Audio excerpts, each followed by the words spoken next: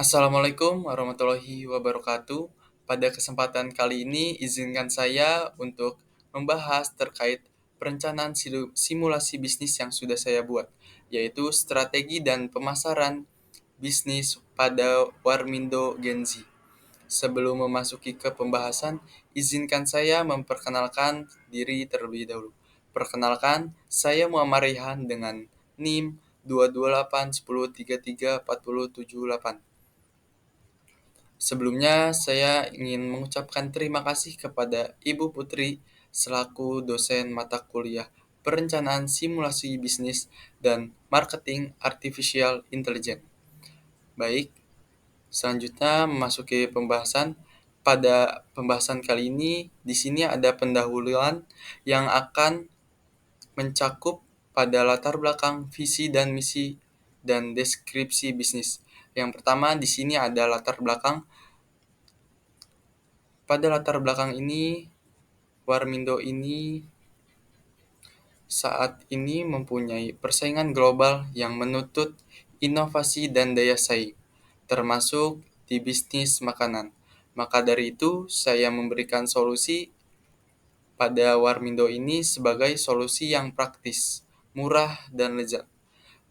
Sangat diminati siswa dan mahasiswa juga, terutama di sekitaran kampus UNY Wates.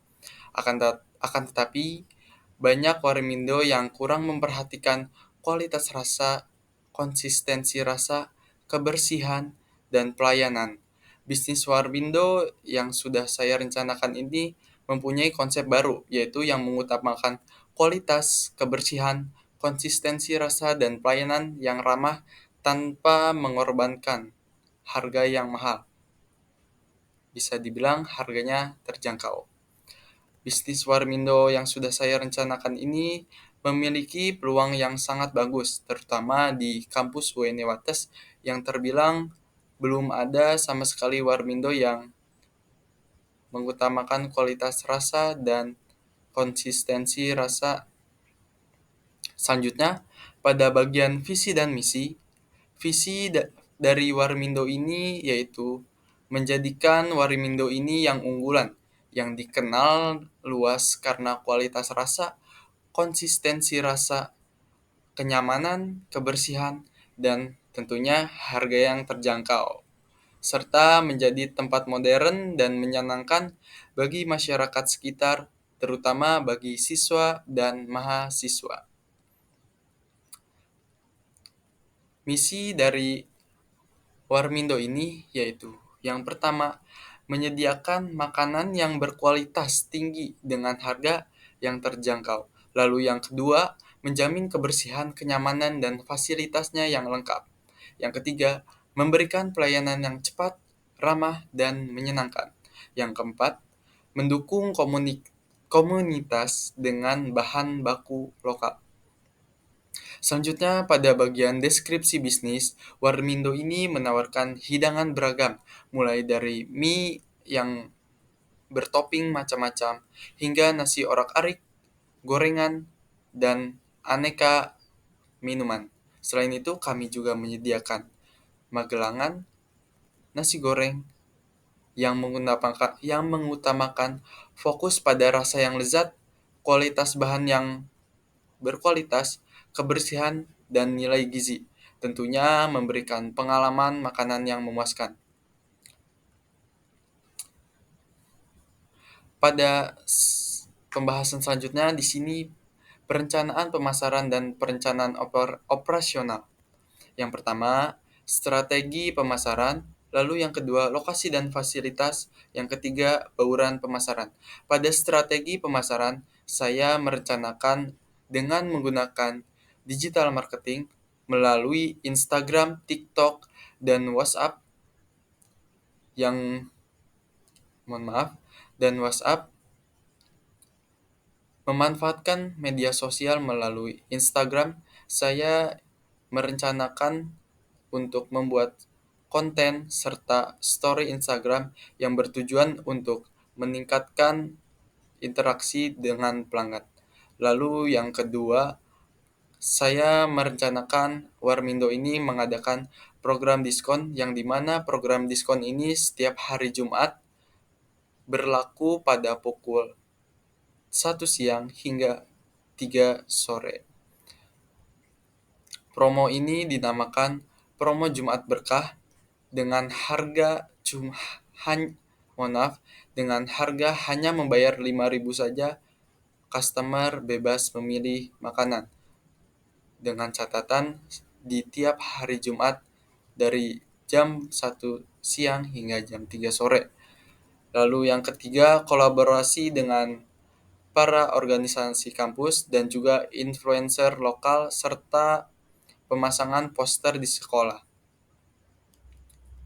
Selanjutnya pada lokasi dan fasilitas. Lokasi dan fasilitas, saya merencanakan lokasi tersebut berada di sekitaran lingkungan kampus, yaitu di Serut, Pengasih, Kulon Progo, ya, tepatnya sekitaran Plaza UNY Kampus Wates. Dan untuk fasilitasnya, kami menyediakan fasilitas dapur yang bersih, ruang makan yang nyaman, kipas angin, free wifi, tempat cuci tangan, dan juga area parkir yang cukup luas. Untuk bauran pemasarannya, yang pertama ada produk. Menu utama dari Warmindo ini yaitu Indomie dengan aneka topping yang beragam. Selain itu, kami juga menyediakan aneka lauk pauk seperti nasi goreng, magelangan, ayam balado, dan aneka minuman yang bikin mood booster kalian meningkat. Lalu yang kedua pada harga. Harga pada Warmindo ini sangat terjangkau, yaitu mulai dari Rp8.000 hingga Rp20.000. Untuk makanan itu di kisaran 8.000 hingga 20.000, sedangkan untuk minuman dihargai dengan 3.000 sampai 5.000 rupiah. Nah, untuk promosinya kami melalui media sosial, influencer, paid promote pada organisasi kampus, serta pemasangan poster di sekolah. Lalu yang keempat, tempat. Kami sudah mencari informasi terkait lokasi yang strategis, yaitu di kampus UNY, tepatnya di sekitaran Plaza. Lalu selanjutnya, untuk slide selanjutnya. Nah, di sini ada proses operasional. Proses operasional dimulai dengan menyediakan bahan baku yang segar dan diolah serta disiapkan untuk keperluan pada hari tersebut. Lalu yang kedua, proses produksi. Pada saat proses produksi, menu utama dimasak langsung dengan sesuai pesanan pelanggan. Tujuannya agar makanan tersebut tetap hangat dan cocok dan lezat untuk dinikmati. Lalu yang ketiga, proses pelayanan. Pada proses pelayanan, pelanggan akan dilayani dengan cepat, santai, dan ramah untuk meningkatkan kepuasan pelanggan.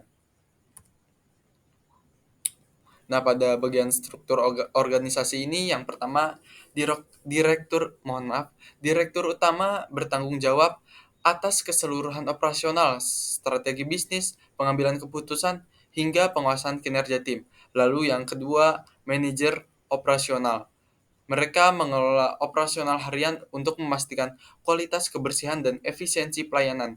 Yang ketiga, manajer pemasaran dan promosi. Mereka merancang strategi pemasaran dan promosi serta membangun hubungan dengan stakeholder. Lalu yang keempat, kepala keuangan. Mereka mengelola keuangan, menyusun laporan, dan menguasai transaksi serta pengeluaran.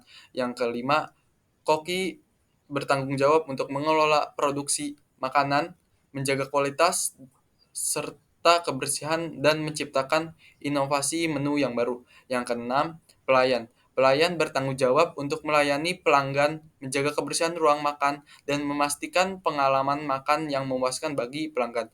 Yang ketujuh, kasir. Kasir bertanggung jawab untuk mengelola transaksi pembayaran, mencatat penjualan harian, dan berkoordinasi dengan kepala keuangan. Selanjutnya, pada bagian perencanaan keuangan, saya merencanakan modal awal yaitu sekitar 115 juta dengan biaya untuk keperluan renovasi, sewa tempat, pembelian bahan baku, dan lain-lain. Untuk pendapatan bulanan kami mengkisarkan sekitar 54 juta dan untuk pengeluaran bulanan sekitar 30.200.000. Laba bersih tahunan 23.800.000. Laba bersih tahunan, total laba bersih tahunan yaitu 285.600.000. Nah, untuk break even point, modal awal kembali dalam waktu 5 bulan. Selanjutnya pada perencanaan kolaborasi dan analisis resiko. Yang pertama ada informasi partner, bentuk kolaborasi, resiko internal, dan resiko eksternal. Yang pertama, informasi partner. Saya menyediakan supplier lokal berkolaborasi dengan pemasok lokal untuk bahan baku segar, mendukung ekonomi lokal dan mengurangi biaya pengiriman. Lalu yang kedua dengan organisasi kampus, kerjasama dengan organisasi mahasiswa untuk promosi melalui diskon dan sponsorship acara kampus. Lalu yang ketiga, influencer lokal, kolaborasi dengan influencer media sosial untuk memperluas jangkauan pasar, terutama di kalangan siswa dan mahasiswa. Lalu yang keempat, masyarakat lokal. Kolaborasi dengan komunitas lokal untuk memperkuat hubungan dan mendukung program sosial seperti Jumat Berkah. Selanjutnya bentuk kolaborasi yaitu yang pertama dengan supplier lokal kami bekerja sama untuk pasokan bahan baku yang segar. Lalu yang kedua menawar organisasi kampus, kami menawarkan sponsorship dan diskon khusus bagi anggota organisasi kampus, serta menjadi sponsor acara kampus seperti seminar ataupun lomba. Lalu yang ketiga, influencer lokal. Berkolaborasi dengan influencer lokal untuk promosi melalui media sosial dengan kode diskon khusus untuk followers mereka. Lalu yang keempat, komunitas lokal. Mendukung kegiatan komunitas lokal dengan diskon khusus dan program sosial seperti Jumat Berkah dan acara kemasyarakatan. Selanjutnya, pada analisis risiko, yang pertama dari internal. Pada internal saya memprediksi uh, saya memprediksi bahwasannya akan ada risiko internal, yaitu yang pertama ada kualitas pelayanan yang tidak konsisten dapat merusak reputasi bisnis. Lalu yang kedua, kesalahan pengelolaan dalam keuangan dengan pencatatan keuangan yang buruk ini dapat menyebabkan kesalahan pengelolaan dana. Yang ketiga, stok bahan baku. Kekurangan atau kelebihan stok dapat mengganggu operasional. Lalu yang keempat, kesehatan dan keselamatan kerja. Insiden di dapur hingga mengganggu Mohon maaf, insiden di dapur ini dapat mengganggu proses operasional dan meningkatkan biaya. Yang selanjutnya pada resiko internal, fluktuasi harga bahan baku. Kenaikan harga bahan baku dapat mempengaruhi biaya produksi. Lalu yang kedua, persaingan yang ketat, banyaknya kompetitor dapat mengurangi pangsa pasar. Lalu yang ketiga, perubahan kebijakan pemerintah. Peraturan baru dapat meningkatkan biaya operasional. Lalu yang keempat, kondisi ekonomi makro. Penurunan daya beli dapat mengurangi jumlah pelanggan. Selanjutnya pada strategi mitigasi yaitu meliputi strategi mitigasi internal dan strategi mitigasi eksternal.